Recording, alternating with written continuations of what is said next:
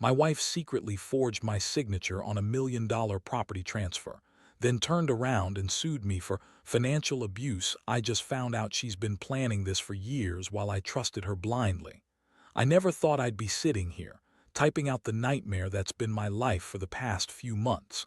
Honestly, it feels like something out of a bad soap opera, but this is real. The most shocking part. The entire thing started with a simple suspicion, something I brushed off at first, but it grew into a full-blown revelation that turned my world upside down. My wife Lisa and I had been together for over 10 years. We met in college, married right after, and for a long time I thought we had a pretty solid relationship. She was always the ambitious type, climbing the corporate ladder, and I was content running my own small business. We had a nice house, decent savings, and I thought we were building a future. But lately I'd noticed her acting weird, little things that didn't add up. She'd be secretive about her phone, hiding texts, deleting call logs. She'd come home late, smelling different or with a strange look in her eyes, but I figured I was just paranoid. Maybe I was overthinking it. Until one day I decided to check her phone. I don't usually do that, but something about her behavior felt off. I found a string of messages with a guy named Mark, an old friend from her office. The texts weren't just friendly. They were flirty, explicit even. She'd been telling him how much she missed him when I was out of town, how she couldn't wait to see him again. I felt my stomach drop. I had no idea she'd been cheating on us. I didn't even know she was having an affair with a guy from her work. That's when I started digging deeper. I looked at her emails, her social media. It became obvious this wasn't a one-time thing. She'd been sneaking around for months, maybe years. I found hotel receipts, secret bank transfers, even a hidden account she'd set up under a fake name. It was like a web she'd spun around herself, and I was just now starting to see it all clearly. The betrayal cut deep, but what hurt more was how long she'd been planning this, how she'd been lying to my face every single day. I confronted her that night. I couldn't hold it in anymore. I showed her the messages, the receipts, everything I'd uncovered. She looked at me with that same bitchy smirk like she thought she was above it all. She lied, of course. Said I was paranoid, that Mark was just a friend, that I was imagining things. She told me I was overreacting and accused me of being insecure. But I knew better. I could see the guilt in her eyes, the way she avoided my gaze. She kept spinning her lies, trying to gaslight me, but I wasn't buying it. Not anymore. The emotional toll hit me like a truck. I felt angry, betrayed, humiliated. I'd trusted her blindly, and she'd been sleeping around behind my back while I was working hard to provide for us. The worst part, she had the nerve to act like she was the victim. She told me I was controlling and too jealous, like I was the one at fault. Honestly, I was devastated. I'd always thought we had a good thing, but it was all a lie. I kept asking myself how I missed all the signs, how I didn't see it coming. It felt like my entire life was a lie and I was just waking up to the nightmare. I didn't sleep that night. I kept replaying everything in my head, trying to understand how someone I loved and trusted could do this to me. I felt sick, like I'd been sucker punched. Part of me wanted to confront her again, to demand explanations, but I knew it wouldn't change anything. I just sat there, staring at the ceiling, feeling like I'd been by the woman I thought I knew. The betrayal wasn't just about the affair. It was about the years she spent lying to my face, building a false life while I was clueless. I realized then I had to decide what to do next, whether to fight for the marriage or cut my losses and walk away. But one thing was clear: I'd never trust her again, not the same way. The damage was done, and the road ahead was going to be long. The next few days were a blur of anger, disbelief, and a sinking feeling I couldn't shake. I kept replaying everything I found, trying to piece together how I missed all the signs for so long. I trusted Lisa implicitly. She was the kind of woman who always knew how to make herself look perfect: perfect hair, perfect clothes, perfect smile. But behind that veneer, I now saw she was manipulative, calculating, and deeply dishonest. I started noticing more things, small, subtle things that suddenly made sense. The way she'd dodge my gaze when I asked about her whereabouts. The way she'd be overly defensive whenever I brought up her phone or her late nights. And the most obvious, her phone constantly buzzing with messages which she'd quickly hide or delete. I'd been blind to it all, too wrapped up in our routine and her charm, in the comfort of knowing I had a good wife. But now I saw her for what she truly was, a liar, a cheat, someone who had been planning her escape for years. I decided I couldn't just let this go. I needed to know everything. I started digging into her financials, bank accounts, credit cards, anything that might give me a clue about how deep her deception went. That's when I stumbled across something that made my blood run cold. There was a transfer, over $1 million, made from our joint account into an account I didn't recognize. It was signed with my name, but I knew I hadn't authorized it. The signature was forged. Someone had forged my signature on a property transfer, an entire $1 million property that I had no idea she'd been selling behind my back. That was the moment I realized how far she'd gone. She'd been planning her escape for years, secretly siphoning off our money, forging my signature to transfer assets, and then turning around to sue me for financial abuse, a claim she knew would make me look like the bad guy. She twisted everything, trying to make me look like the villain. I couldn't believe how cold and calculating she'd been, even while she was pretending to be the loving wife. My mind raced trying to comprehend her game, how she'd managed to keep it all hidden for so long. I was furious, not just at her betrayal but at myself for trusting her blindly. I felt stupid, naive.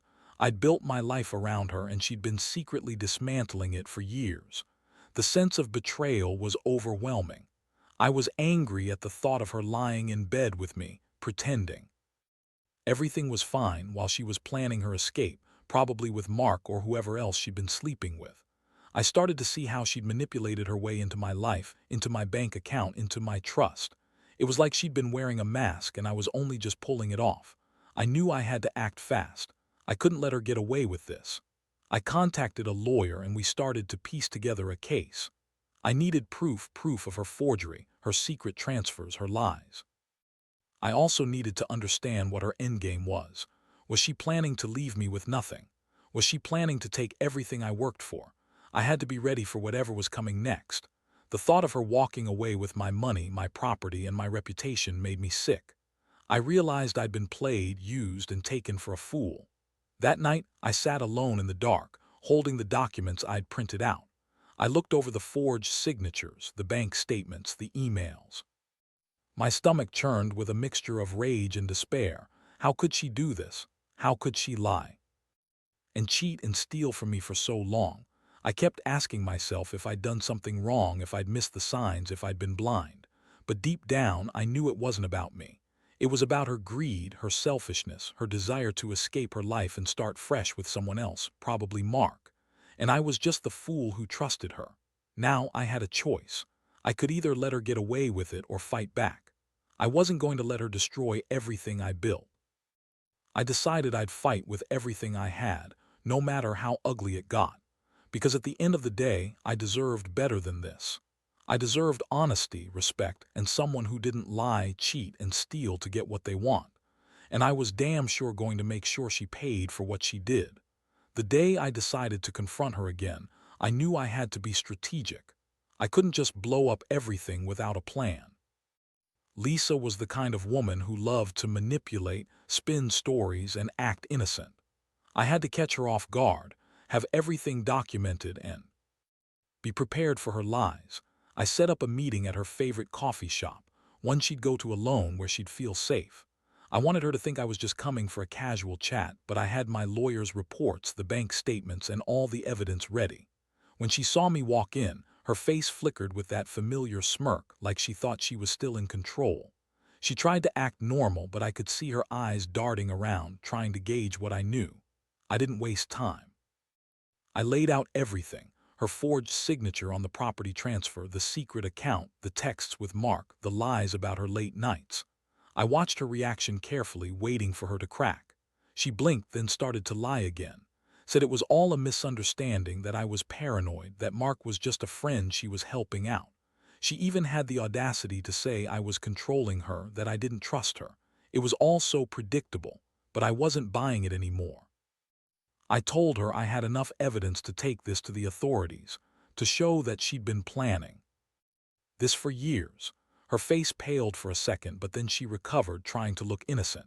Her reaction only fueled my anger. She had the nerve to act like she was the victim when she'd been the mastermind behind this entire scheme. I felt my blood boil. She looked at me with those bitchy eyes and spat out, "You're just jealous because I want a better life. You're controlling, insecure, and you don't deserve me." That was her go-to line: blame me, gaslight me, make me doubt myself. But I knew better now. I knew she'd been lying to my face for years. I told her I was done playing her games. I told her I was going to take legal action and that she wasn't going to get away with her lies. I pulled out the documents, the evidence, and handed her a copy. Her face twisted with rage and panic. She started to cry, but I didn't buy her tears. I knew they were fake. They were just her way of trying to manipulate me one last time. The emotional toll was brutal.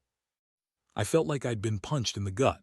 All the trust I'd had in her was gone. I felt betrayed, humiliated, and furious. How could she do this to me? How could she lie and cheat and steal from me for years and then have the nerve to act like I was the problem? I'd never felt so broken in my life. It was like my entire world was shattering right there in front of me. But even through all that pain, there was a small part of me that was relieved. Relieved that I finally saw her for what she really was. I wasn't crazy. I wasn't paranoid. She'd been manipulating me from the start. That realization was both painful and freeing. I knew I had to get out of this mess, that I couldn't keep pretending everything was okay. I told her I'd be filing for divorce and I'd be taking back what was mine, what she'd tried to steal from me. She snapped at me, calling me all sorts of names, accusing me of ruining her life, of being jealous and insecure. I just looked at her and said, "You lied, you cheated, and you stole from me. And I'm not going to let you get away with it." I left the coffee shop that day with a heavy heart but a clear mind. I knew I'd have a long fight ahead, but I was done being the fool. I was done being played, and I was finally ready to reclaim what was mine: my life, my dignity, and my future. After that confrontation, everything moved so fast I barely had time to breathe. My lawyer got involved immediately, and we started the process of pulling all the legal strings. The forged signature on the property transfer was just the beginning.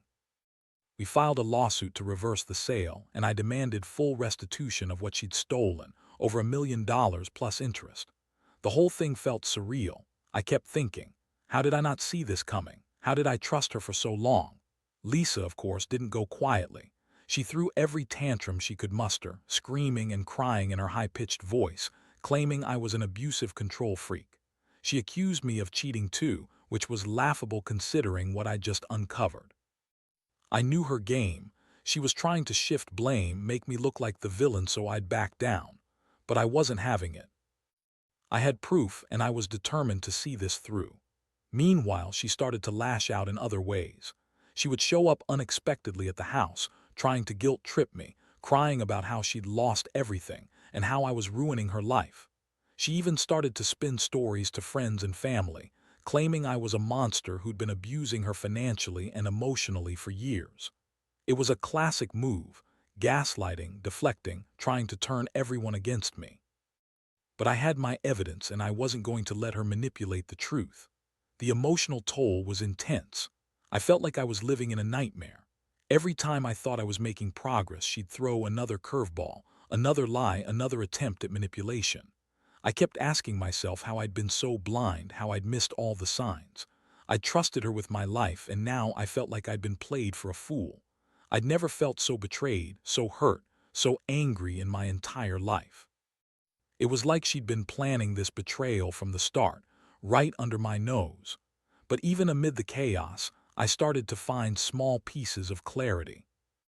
I realized I couldn't keep pretending everything was normal. I had to protect myself and my assets. I hired a private investigator to dig into her financials further and to confirm everything.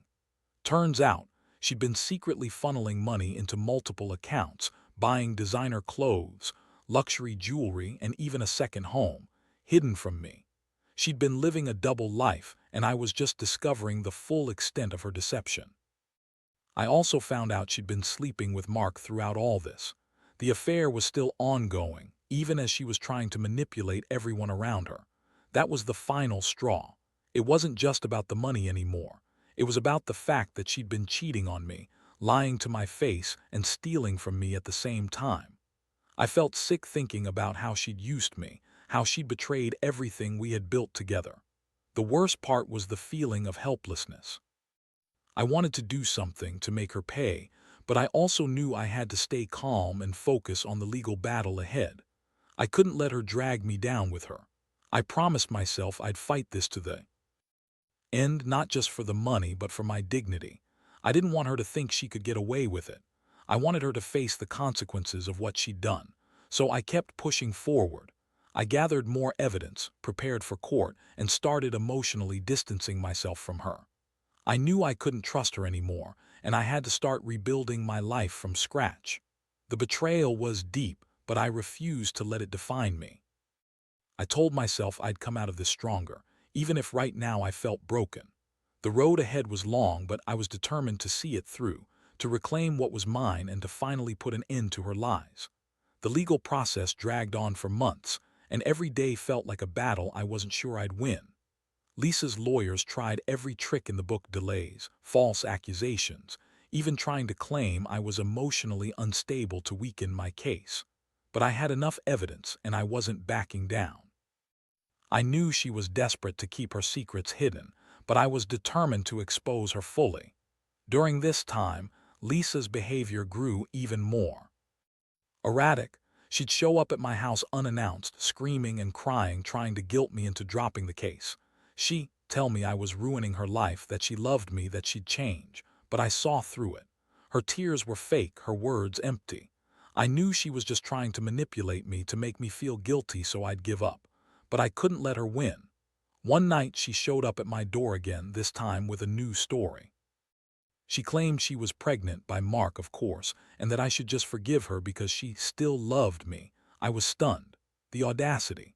I told her I wasn't falling for her bullshit anymore. I'd heard enough lies. I told her that the truth was out, that her schemes were exposed, and that I was going to make sure she paid for what she'd done. That was when I finally decided to take more drastic action. I hired a private investigator to follow her. I needed to get concrete proof of her ongoing affairs, her secret spending, and any other lies she was hiding. I also wanted to see if she was planning to run again or try to hide more assets. Sure enough, the pie caught her sneaking around with Mark again, meeting in hotel rooms, going out to dinner, even buying more luxury items with the hidden accounts. It was like she was trying to build a new life behind my back, one where I had no part. Seeing all this, I felt a mix of disgust and relief. Disgust that she could be so selfish, so manipulative, so utterly ruthless. Relief because now I had undeniable proof. I knew exactly what I was dealing with. I also realized how much she'd used her charm to keep me blind, how she'd lied and cheated for so long, all while pretending to be the perfect wife. The court hearings began, and I had to relive everything: her forging my signature, her financial theft, her affair. It was brutal, but I stayed strong. I knew I had to stand my ground, not just for me, but for the integrity of what was left of my life. The judge listened carefully, and I could see the evidence swaying the case in my favor. I felt a tiny flicker of hope that justice might finally be served. Throughout it all, I kept asking myself how I'd let it get this far, how I'd trusted her for so long, but I also knew I couldn't change the past. All I could do now was focus on the future, on rebuilding, on protecting myself, and on making sure she didn't get away with her lies and theft. I started to emotionally disconnect from her, realizing she was a stranger now, someone I no longer recognized or wanted in my life. The hardest part was the aftermath, knowing I'd been betrayed so deeply and that I'd have to pick up the pieces. But I also felt a strange sense of clarity. This whole ordeal had opened my eyes to who she really was and what I deserved. I learned that trust isn't something you give blindly. It's something you earn, and once broken, it's almost impossible to repair. I promised myself I would never let anyone manipulate me like that again. I would rebuild my life, stronger and wiser. And I would make sure she paid for her betrayal, one way or another. The court finally reached a verdict after what felt like an eternity. The evidence I presented, her forged signatures, the hidden accounts, the affair with Mark, was overwhelming. The judge didn't just see her as a dishonest wife. She saw her as someone who had systematically destroyed everything we built together. The court reversed the property transfer, ordered her to pay back the stolen money, and awarded me full custody of the house and my assets. It was a small victory in the chaos, but it felt like a huge weight had been lifted. In the aftermath, Lisa's world unraveled quickly. Her carefully constructed lies crumbled completely. She lost the house, the money, and her reputation. Her tears and pleas for mercy didn't sway anyone anymore. I watched her try to manipulate her way out of the consequences, but I knew the truth now, and so did everyone else. She was the villain in her own story, and I was finally free from her web of lies. Walking away from that courtroom, I felt an odd mixture of relief and sadness. Relief because I no longer had to live under her shadow, and sadness because I'd lost the woman I once loved, someone I thought was my partner, my best friend. It was painful to realize how deeply I'd been betrayed, how much I'd trusted her only to find out she'd been lying to me for years. But I also knew that holding onto that pain wouldn't help. I had to move forward. I decided to focus on rebuilding my life. I sold the house, took some time off work, and started therapy. I needed to process everything: the betrayal, the anger, the heartbreak. It wasn't easy. Some days I felt like giving up, but I kept reminding myself that I deserved better. I deserved honesty, loyalty, respect. I started to rebuild my confidence, reconnect with friends, and focus on my career. Slowly but surely, I was putting the pieces back together. Looking back, I realized this experience taught me a lot about trust and betrayal. I learned that people can hide who they truly are behind a pretty face and a charming smile. I learned that money and greed can corrupt even the most seemingly perfect relationships. And I learned that revenge isn't just about getting even. It's about reclaiming your life and dignity after everything is shattered. To anyone out there going through something similar, I'll say this: trust is a fragile thing. Be careful who you believe in. Don't ignore the signs, no matter how small, and if you find yourself betrayed, don't be afraid to fight for what's rightfully yours. It's going to be a long, hard road, but you're stronger than you think. Trust me, I never thought I'd come out of this intact, but I did. And I'm finally learning how to live again, better, wiser, and more cautious than ever before.